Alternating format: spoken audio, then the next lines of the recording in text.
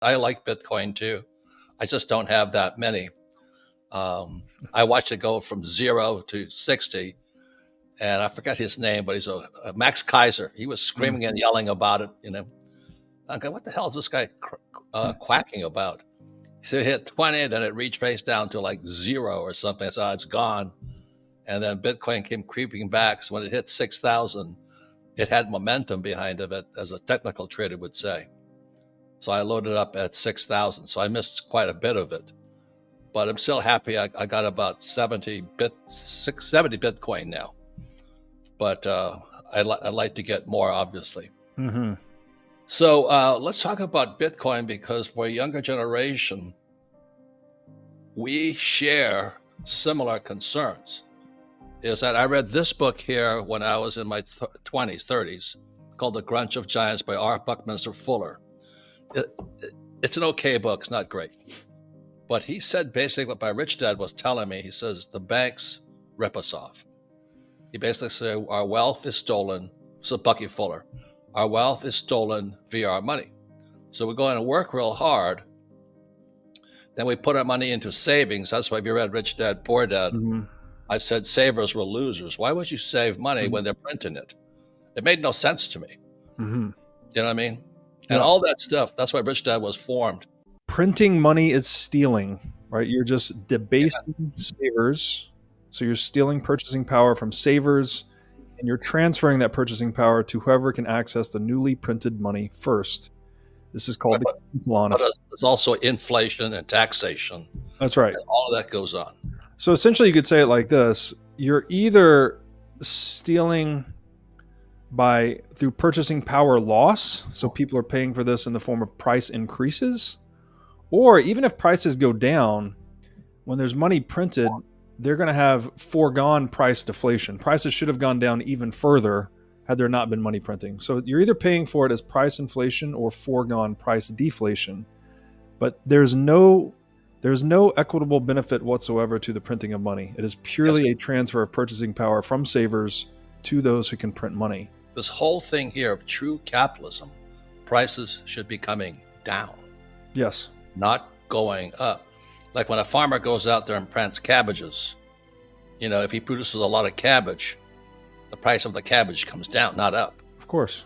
So every time I see inflation and people going on, they blame the capitalists, it's really not the capitalists who are the problem. It's the Marxist. So it is, yes. Yes, it is when you could actually, so central banking, which is the currency counterfeiting cartel that prints all this money and uses the insidious tax of inflation to confiscate people's wealth. This is actually measure number 5 in Marx's 1848 Manifesto to the Communist Party. So it's no exaggeration to say that central banking is monetary communism, or monetary socialism to be more general. It's an aggression against the private property of savers. So it's an anti-capitalistic institution to the core.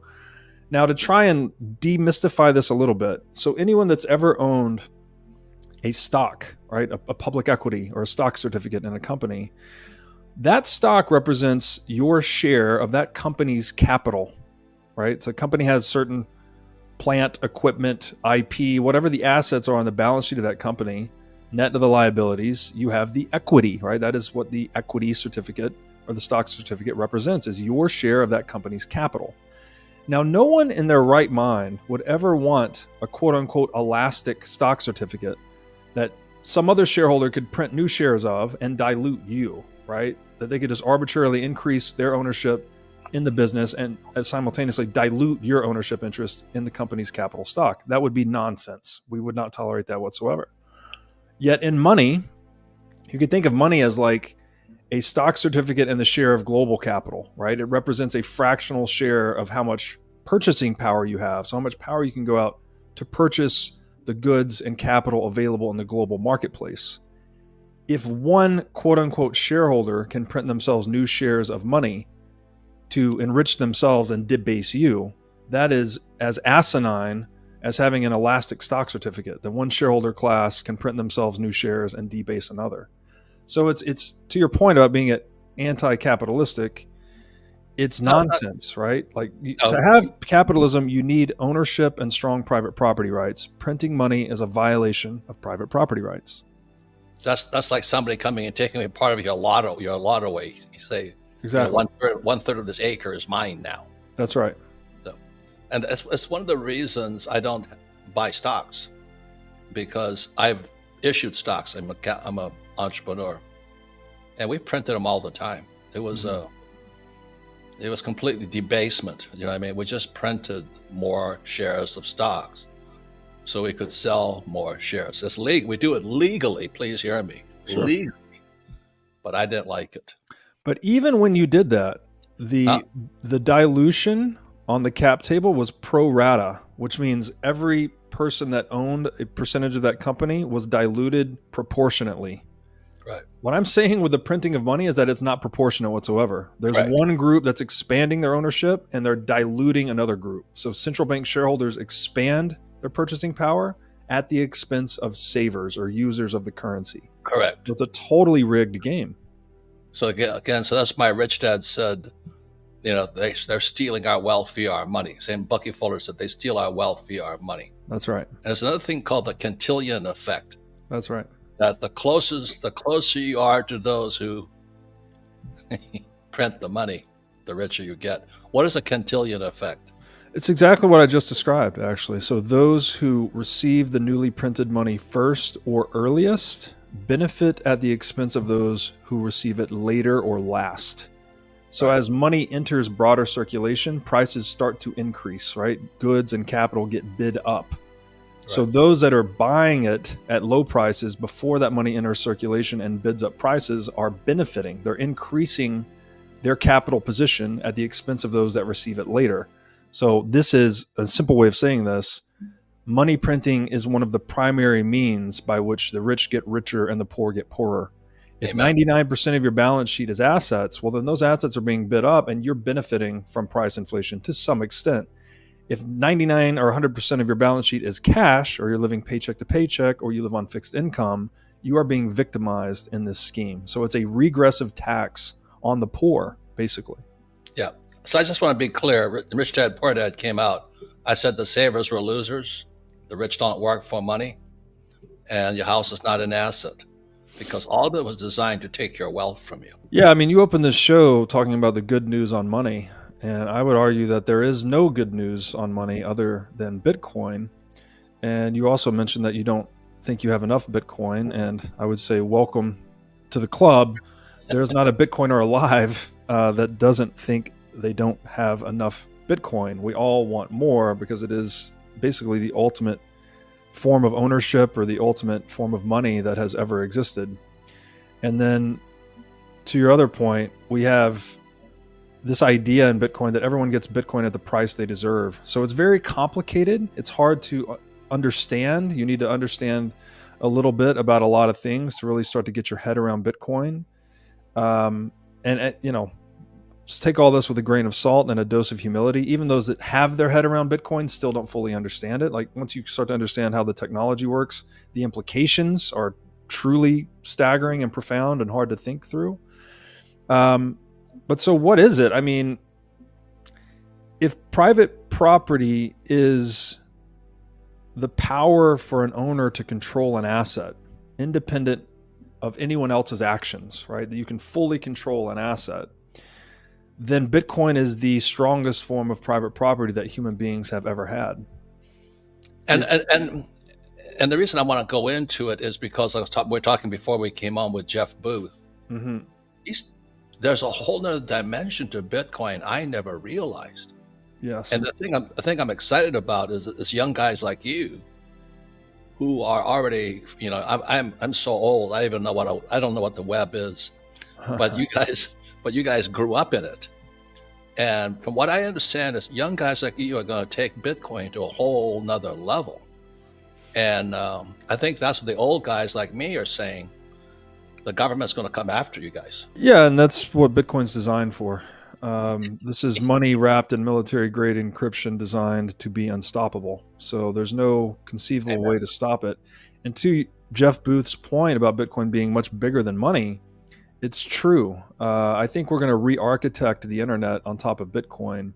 One of the things Bitcoin does is by being an unstoppable money, you can actually send messages on Bitcoin that are equally unstoppable. So it's going to be through Bitcoin and the higher layer protocols we build on it that we will have true free speech in the digital age. It will be the end of digital monopolies and censorship by virtue of having an unstoppable communications protocol built on top of Bitcoin. That's one of the most exciting dimensions of it. And according to Jeff, it gets more fair. Yes. Right now, if you're not close to the Fed, you're not Janet Yellen's friend, you're out. That's right. So we come back, and it's going way too fast, but we'll get into, I'm going to ask some questions that Jeff put in my head, Jeff Booth. And then you can yay or nay on all this stuff. But I'm understanding a whole other dimensions to quote unquote money via Bitcoin is just the start. So when we come back with Robert Breedlove. We're talking more about why Bitcoin, and we make no recommendations. We're not saying you should buy it or not buy it. I buy it. But why you should at least entertain it. You should study it, I would argue. What was that? You should study Bitcoin. Yes. That's what I've been doing. And the more I study it, the more actually confused I get. Mm-hmm. But it's a lot bigger than just Bitcoin. Every 4 years, the Bitcoin algorithm cuts that new supply, that newly produced Bitcoin in half. So every 10 minutes right now, it's 6.25 Bitcoin are produced every 10 minutes.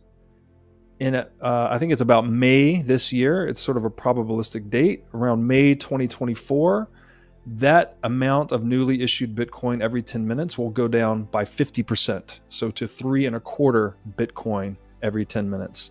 What this does is it cuts the natural selling pressure on Bitcoin by half. So Bitcoin miners are typically having to sell this Bitcoin that they are awarded to cover their operational and capital expenditures. However, when the newly issued Bitcoin is cut in half, that selling pressure is reduced by half. So if you hold demand constant, this is the magic of Bitcoin price number go up technology, as we say. Every 4 years, the natural selling pressure is reduced by half. So if demand is constant, this puts upward pressure on the price. And we tend to see new all-time high Bitcoin prices roughly 500 days after the halving. So expect to see a new Bitcoin all-time high price roughly 500 days after May 2024. A lot of people get into Bitcoin to make money. Mm-hmm. You know what I mean? When the halving comes, right now, I think they're about $40,000 per coin. Mm-hmm. Not too many people have $40,000 lying around. They can just buy one. Mm-hmm. The halving comes, let's say it goes to 60,000. And I think this is what happens to old guys like me versus young guys like you. From what I understand from Jeff Booth, that halving actually makes Bitcoin more fair. And so Bitcoin is the embodiment of that idea, right? All humans are actually equal in the eyes of Bitcoin. It doesn't matter your race, creed, color. It doesn't matter. It's totally agnostic to human affairs. It just does what it does. New block every 10 minutes, supply cap of 21 million, and it doesn't care who uses it, how they use it. It's just a fair, equitable economic system. And that is very crucial for human beings.